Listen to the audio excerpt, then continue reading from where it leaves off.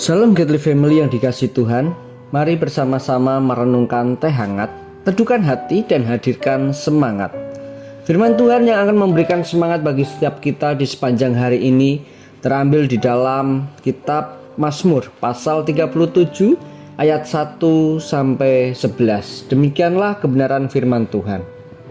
Dari Daud, jangan marah karena orang yang berbuat jahat, jangan iri hati kepada orang yang berbuat curang. Sebab mereka segera lisut seperti rumput dan layu seperti tumbuh-tumbuhan hijau. Percayalah kepada Tuhan dan lakukanlah yang baik. Diamlah di negeri dan berlakulah setia.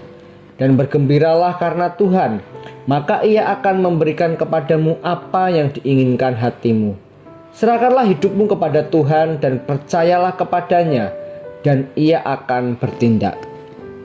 Ia akan memunculkan kebenaranmu seperti terang dan hakmu seperti siang. Berdiam dirilah di hadapan Tuhan dan nantikanlah Dia. Jangan marah karena orang yang berhasil dalam hidupnya, karena orang yang melakukan tipu daya.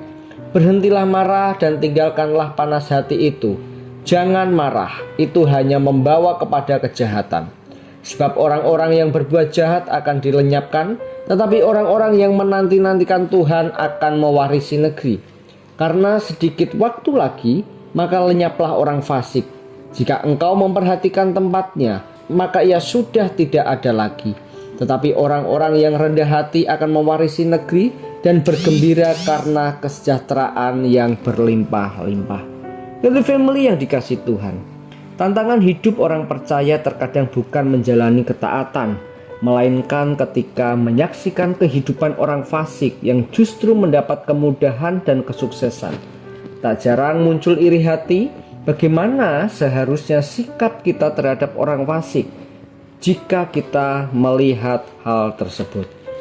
Mazmur ini merupakan pengajaran yang kuat dan terdiri atas kumpulan nasihat yang dapat langsung dipahami dan diaplikasikan.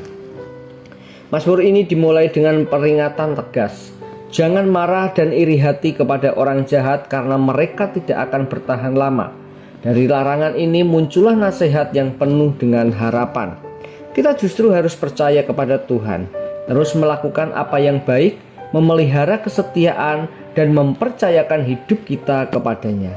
Kesenangan kita adalah Tuhan, bukan kecurangan. Tuhanlah yang akan memberikan berkat dan membuktikan kebenaran kita. Bahkan kita tidak perlu marah terhadap kemakmuran orang fasik dari hasil penipuan. Kita pergi belajar menenangkan diri karena mereka akan dilenyapkan, sedangkan orang benar akan hidup sejahtera. Allah bukan menolak kesuksesan, tetapi kehidupan orang fasik itu sendiri. Allah berkenan kepada orang percaya dan akan membelanya karena ia hidup sebagai orang benar. Jadi sikap kita bukan bagaimana kita membangun kehidupan yang lebih sukses dari orang lain, tetapi bagaimana kita hidup benar di hadapan Tuhan. Orang benar mungkin bukan orang yang paling kaya atau terkenal di dunia ini, tetapi merekalah yang akan mewarisi kerajaan surga. Godly Family yang dikasihi Tuhan, ikutilah Tuhan dan percayalah kepadanya. Bukan supaya kita mendapat berkat dan akhirnya memiliki hidup yang lebih sukses dari orang fasik. Bukan juga supaya Tuhan membalaskan perbuatan orang-orang yang membuat kita iri.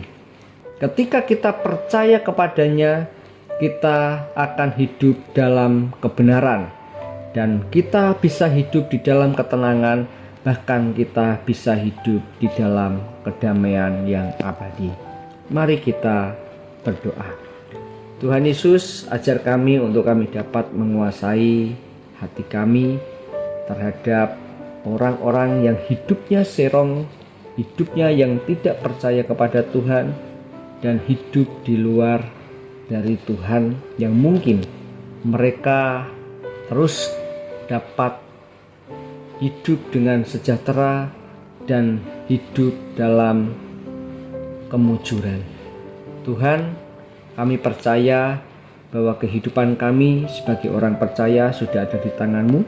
Oleh sebab itu, ajar kami untuk mengandalkan Tuhan di dalam kehidupan kami, ajar kami untuk menguasai hati kami terhadap yang jahat, dan ajar kami untuk selalu setia kepadamu. Karena Kristus telah mengajarkan terhadap kami ketaatan yang sejati. Hanya di dalam nama Tuhan Yesus kami berdoa. Haleluya. Amin. Selamat beraktivitas. Tuhan Yesus memberkati.